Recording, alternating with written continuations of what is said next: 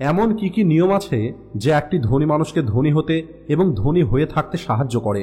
দেখুন, টাকা রোজগার করার ইচ্ছা রাখাটা ভুল নয়, কিন্তু টাকা ম্যানেজ করার জন্য টাকা সম্পর্কে আপনার চিন্তা কী রকমের সেটা বোঝা অনেক বেশি প্রয়োজন। যখন এই টাকাকে ম্যানেজ করার কথা আসে তখন প্রতিটা মানুষ সেটাই করে যেটা তার সঠিক মনে হয়, কিন্তু আমাদের এটা মনে রাখতে হবে যে কাজটা আমরা করছি সেটা আমাদের জন্য সঠিক নাকি ভুল। যেমন একটি ধনী মানুষ ডিস্ট্র্যাকশন বিক্রি করে আর একটি গরিব মানুষ ওই ডিস্ট্র্যাকশন কেনে। একটি ধনী মানুষ স্কিল বাই করে, অন্যদিকে গরিব মানুষগুলো স্কিলের পরিবর্তে এন্টারটেনমেন্ট খোঁজে। একটি ধনী মানুষ সময় কেনে আর একটি গরিব মানুষ তার সময়কেই বিক্রি করে দেয়।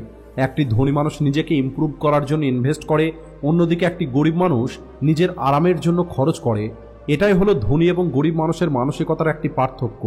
আর আজকের এই ভিডিওতে টাকা এবং ধনী মানুষের ধনী হবার সমস্ত রহস্য আপনারা জানতে পারবেন।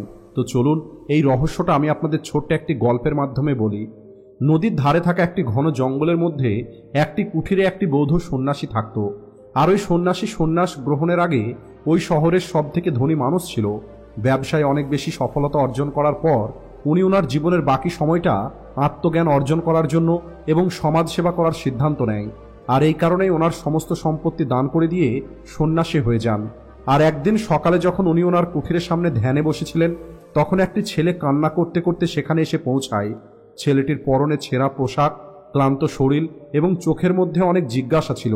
ওই ছেলেটি সন্ন্যাসীকে প্রণাম করে বলে, গুরুজি, আমি আমার গ্রামের সব থেকে গরিব একটি মানুষ। আমি যত পরিশ্রমই করি না কেন কোনোভাবেই আমি টাকা জমা করতে পারি না।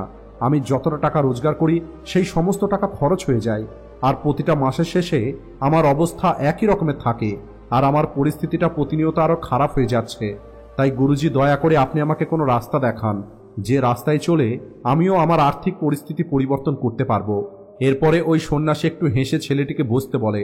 আর এরপরে সন্ন্যাসী বলে, ধনী কেবলমাত্র পরিশ্রম করে হওয়া যায় না, বরং সঠিক মানসিকতা এবং কিছু নিয়ম পালন করার পরেই ধনী হওয়া যায়। আর এখন আমি তোমাকে সেই সমস্ত নিয়মগুলোই বলবো যে নিয়মগুলো একসময় আমাকে এই শহরের সব থেকে ধনী মানুষ তৈরি করেছিল। যার মধ্যে প্রথম নিয়ম হলো টাকা সঞ্চয় করা।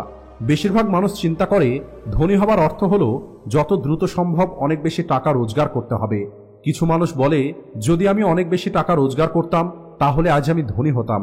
আর আমি জানি তুমিও অনেকের কাছে এই কথাটা বলতে শুনেছ, কিন্তু ওই মানুষটাকে জিজ্ঞেস করে দেখবে তারা কি বেশি টাকা রোজগার করে বেশি টাকা বাঁচাতে পেরেছে? তাহলে এর উত্তরটা তুমি না পাবে। এর কারণ হলো একটি মানুষ যত বেশি টাকা রোজগার করে তার খরচ ঠিক তত বেশি বেড়ে যায়। প্রতিটা মানুষ একই রকমের জীবনে বেঁচে থাকে। তারা কাজে যায়, টাকা রোজগার করে, আর এরপরে ওই টাকা খরচ করে। পুনরায় তারা কাজে যায়, টাকা রোজগার করে, আর পুনরায় ওই টাকা খরচ করে।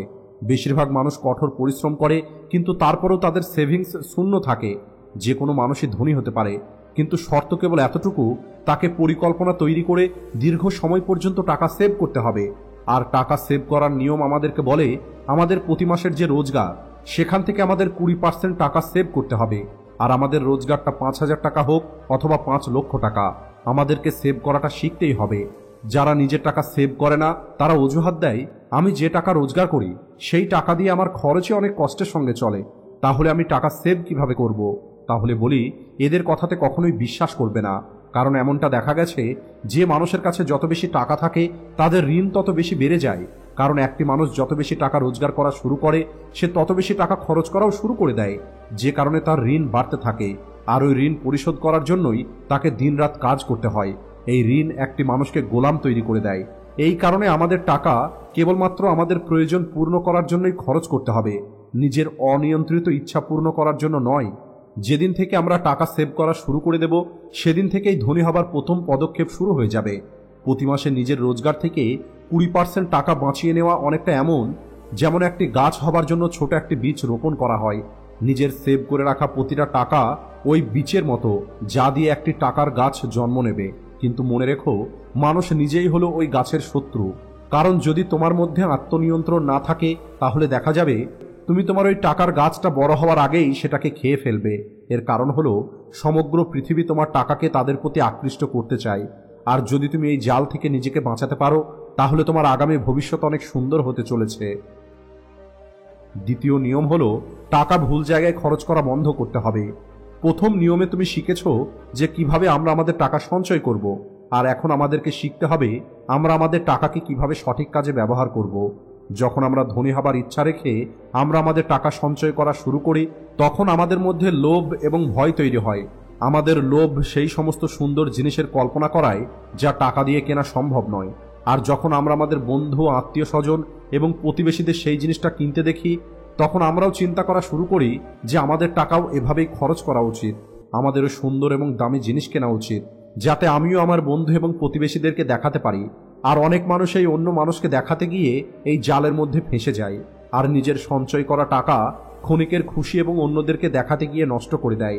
মনে রেখো, ধনী হবার জন্য কেবলমাত্র টাকা সঞ্চয় করাটাই যথেষ্ট নয়, বরং সেটাকে সুরক্ষিত রাখা এবং সেটাকে বাড়িয়ে তোলা প্রয়োজন।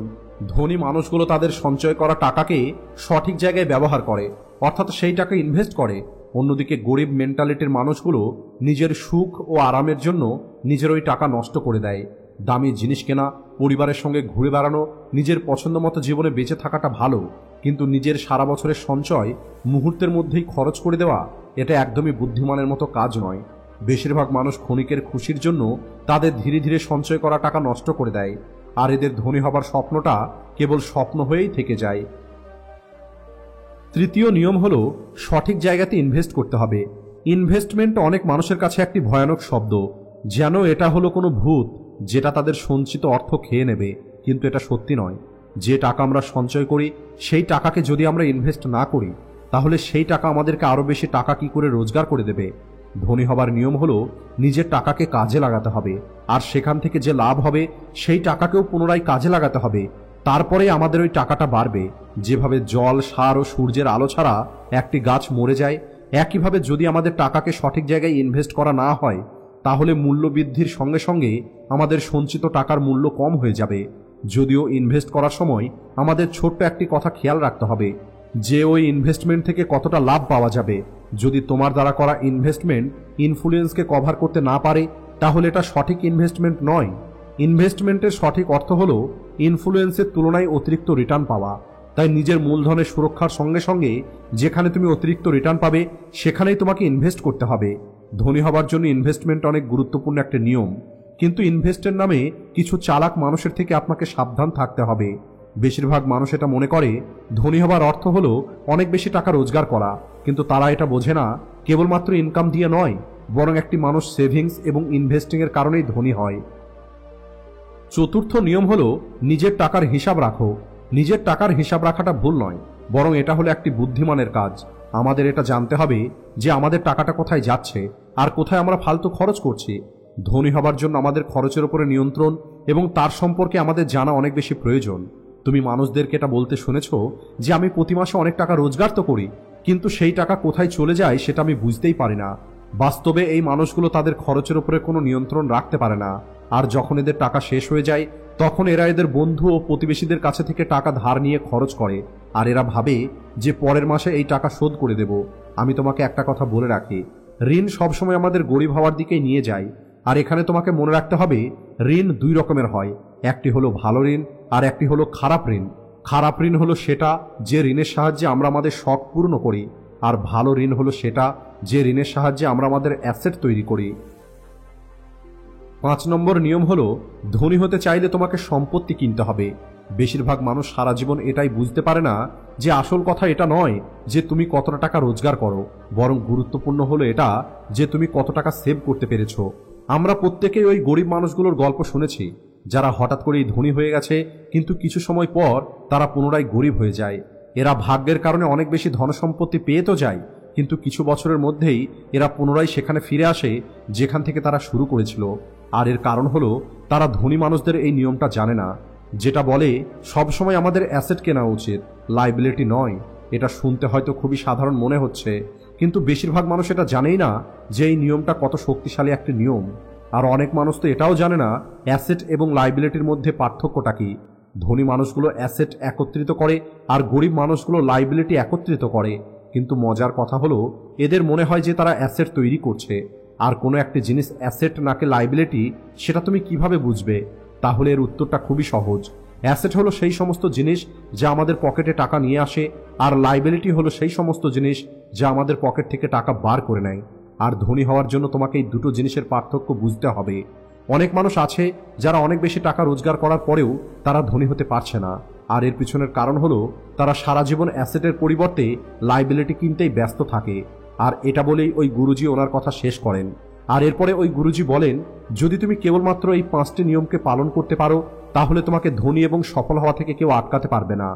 এখন ওই ছেলেটি তার প্রশ্নের উত্তর পেয়ে গেছে, আর এই কারণে ওই ছেলেটি সন্ন্যাসীকে ধন্যবাদ দেয় আর এই 5টি নিয়মকে নিজের জীবনে পালন করার সংকল্প নেয়। আর এরপরে ওই ছেলেটি গুরুজিকে প্রণাম করে আর সেখান থেকে ফিরে আসে। আশা করি আজকের এই ভিডিও থেকে আপনারা অনেক কিছু শিখতে পেরেছেন, তাই ভিডিওটিকে লাইক ও শেয়ার করতে ভুলবেন না। Thanks for watching.